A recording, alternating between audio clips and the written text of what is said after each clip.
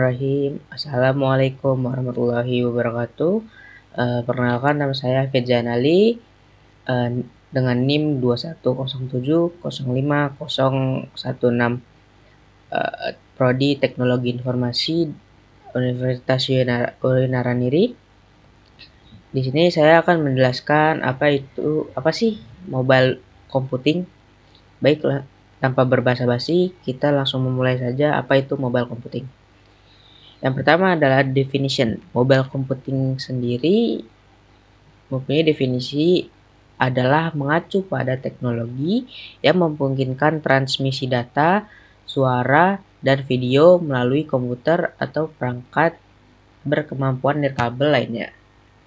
Secara istilah, mobile computing ini juga bisa diartikan pada teknologi perangkat seluler yang mendukung pergerakan atau mobilitas.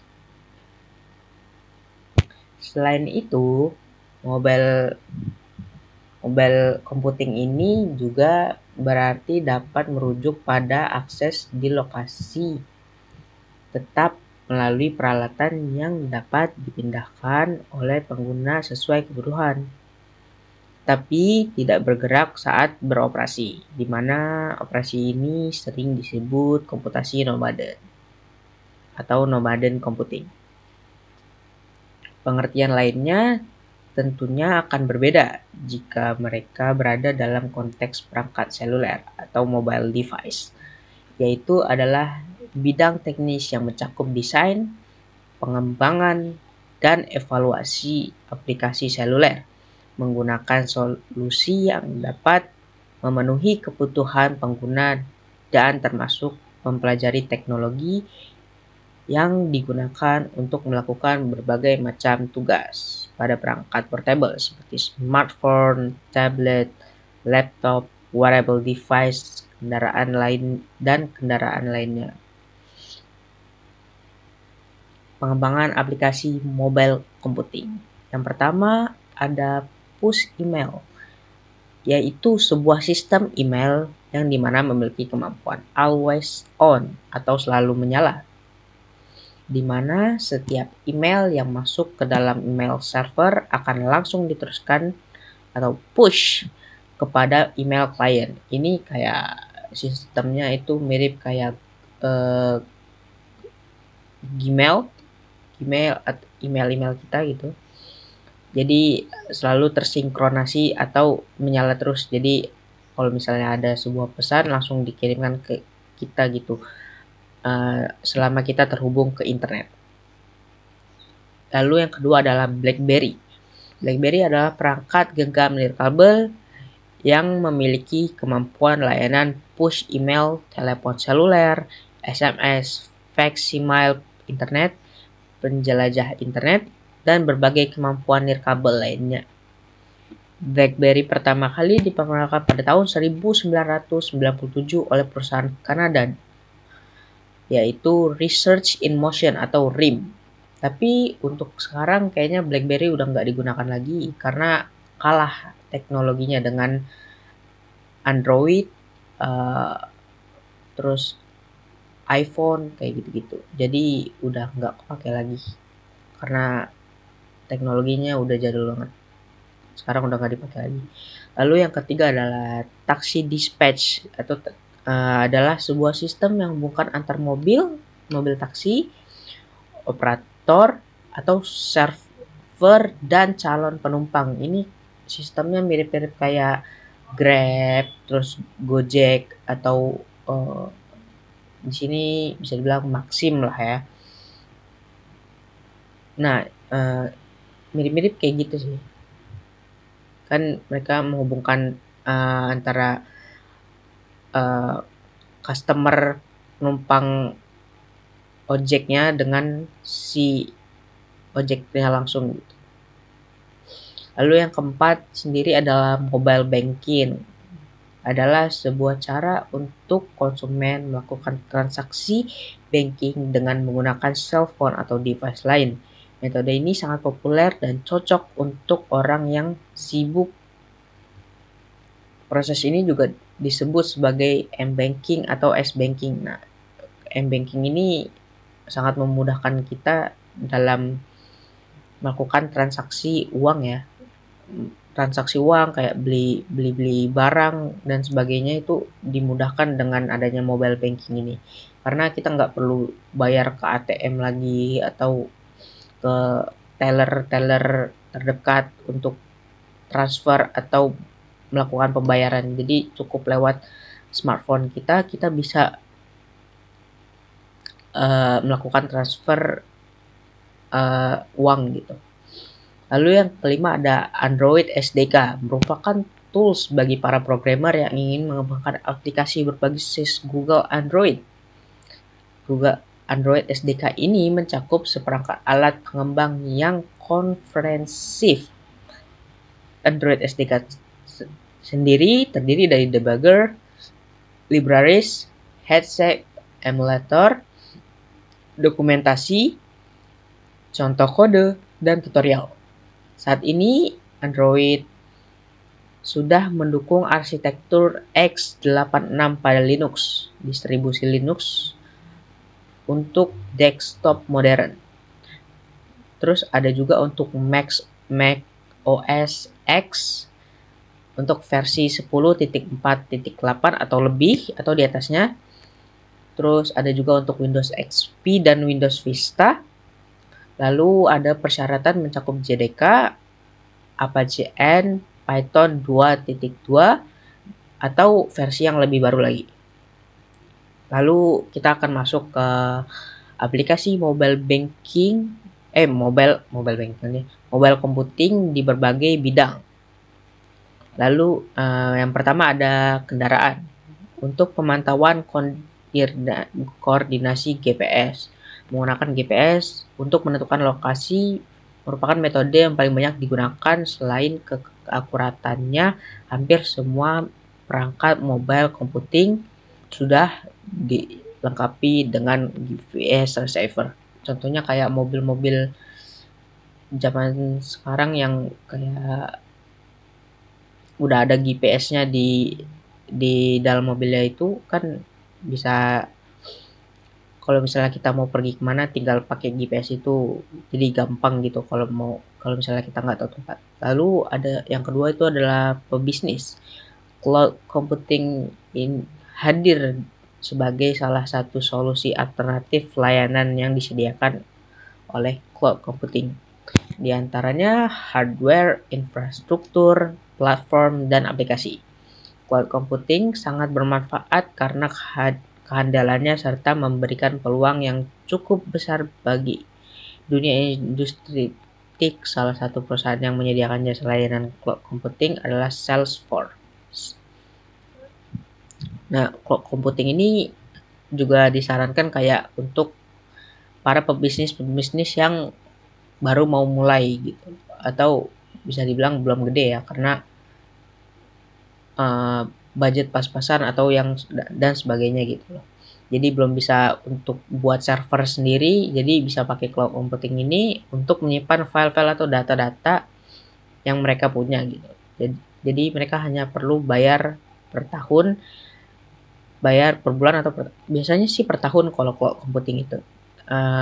Dan juga mereka tuh nggak perlu pusing-pusing ngurusin biaya listrik, terus peralatan software dan hardware-nya.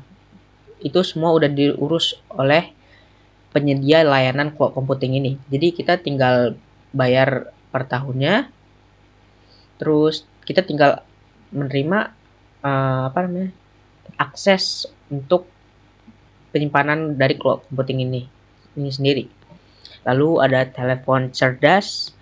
Perangkat komputer tersebut biasanya dapat menyimpan data secara lokal dan akses data tersebut tidak memerlukan koneksi jaringan komputer. Komputer seluler biasanya mengakomodasi akses ke teknologi nirkabel dan kabel.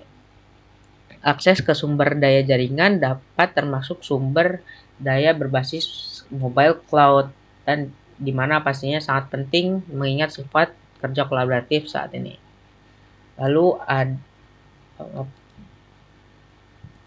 ada pervasive dan wearable device.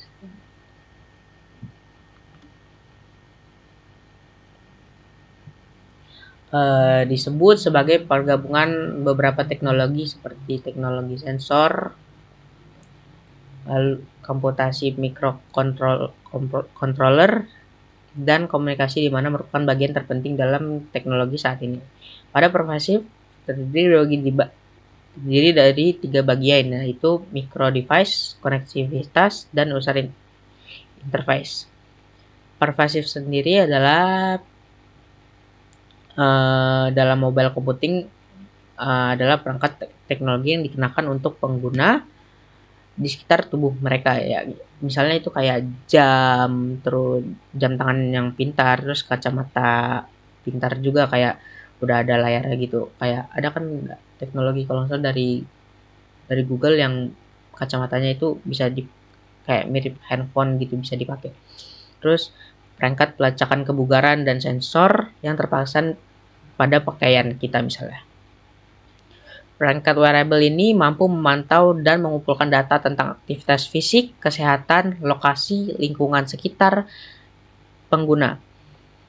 Data yang dikumpulkan dapat diproses dan dianalisis memberikan informasi yang berguna bagi pengguna, seperti rekomendasi aktivitas fisik atau peringatan dini dalam kondisi kesehatan yang memburuk. Oke, lanjut ada rumah cerdas. Rumah cerdas ini pada sistem IoT kita bisa bilang mengontrol atau memonitoring dimanapun dan kapanpun melalui koneksi internet. Contohnya kayak kita pasang CCTV di rumah kita itu. Kita bisa akses CCTV kita melalui handphone kita dengan koneksi internet. Atau contohnya lagi kita nggak perlu pencet saklar lagi untuk nyalain lampu, kita tinggal bilang hey Google nyalakan lampu itu, atau nyalakan AC gitu. Itu udah banyak digunakan di rumah-rumah cerdas karena untuk mempermudah kita juga. Lalu yang ada juga konferensi, yaitu Zoom adalah sebuah layanan konferensi video berbasiskan cloud computing. Aplikasi tersebut dapat digunakan berbagai perangkat seluler seperti desktop hingga telepon dan sistem ruang. Pada umumnya, para pengguna menggunakan aplikasi ini untuk melakukan meeting hingga konferensi video dan audio. Konferensi ini kayak Zoom, aplikasi Zoom ini sangat bagus untuk kita melakukan meeting atau melakukan konferensi atau pengajaran tanpa harus bertatap muka.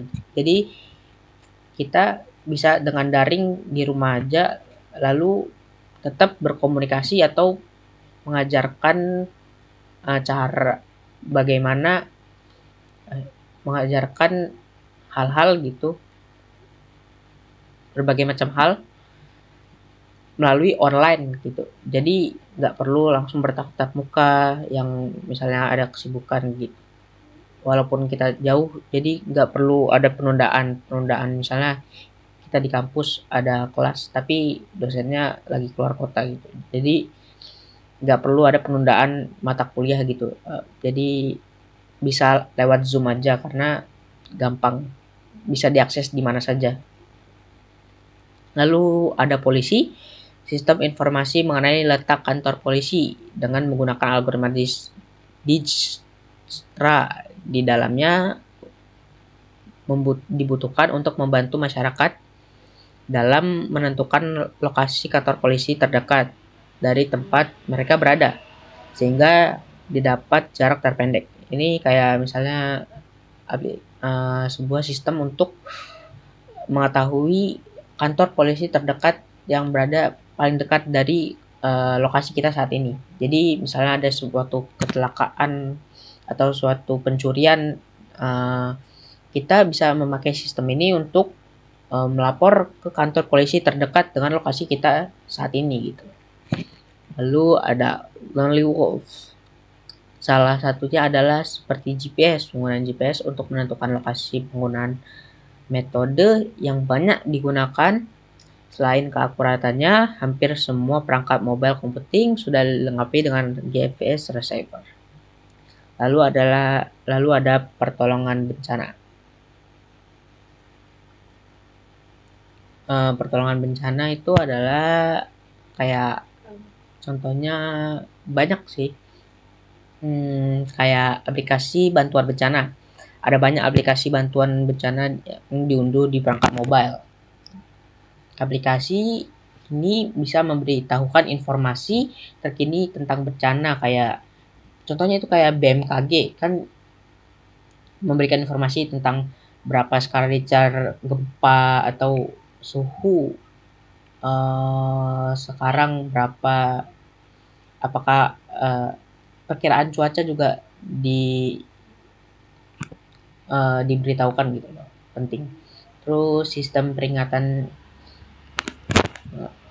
terus ada game. Perangkat seluler tersebut biasanya dapat menyimpan data secara lokal dan akses ke data tersebut tidak memerlukan koneksi jaringan. Komputer seluler biasanya mengakomodasi akses ke teknologi nirkabel dan kabel. Akses ke sumber daya jaringan bersama termasuk ke sumber daya berbasis mobile cloud, di mana pastinya sangat penting yang mengingat sifat kerja kolaboratif saat ini. Lalu peringatan dini bencana, integrasi sensor extensometer optis untuk pergeseran tanah, sensor tekanan atau strain yang dialami oleh struktur tanah, sensor kandungan air dalam tanah, dan sensor perubahan kemiringan tanah merupakan sensor-sensor yang dapat mendeteksi adanya perubahan pada struktur tanah, dan bila perubahannya signifikan maka dapat digunakan untuk memprediksi akan terjadinya bencana longsor. Nah, untuk menghindari bencana longsor ini yang merupakan salah satu bencana alam paling luas akibatnya, di mana menyebabkan ribuan orang meninggal dan terluka karena kerugian harta benda yang sangat besar setiap tahun dari seluruh dunia. Maka terdeteksi dini dari sensor-sensor ini dan harus disebarluaskan ke masyarakat sekitar daerah tersebut. Karena itu, maka dikembangkan sistem telemetri untuk peningkatan dini bencana longsor menggunakan komunikasi GSM. Sistem peringatan dini ini adalah sistem berbasis mobile computing yang dapat memberikan peringatan langsung terhadap bencana alam untuk menginstruksikan orang untuk melakukan tindakan yang tepat. Misalkan kalau misalnya ada bencana gitu, orang panik dan gak bisa mikir gitu. Nah, dengan adanya aplikasi ini, kita diberikan instruksi yang tepat ketika adanya bencana, peringatan bencana ini. Seperti kayak misalnya evakuasi dini atau pencarian tempat perlindungan yang aman. Oke, sekian presentasi mobile computing dari saya. Saya akhiri, apabila ada kesalahan kata saya mohon maaf. Wabillahi taufiq wa hidayah. Wassalamualaikum warahmatullahi wabarakatuh.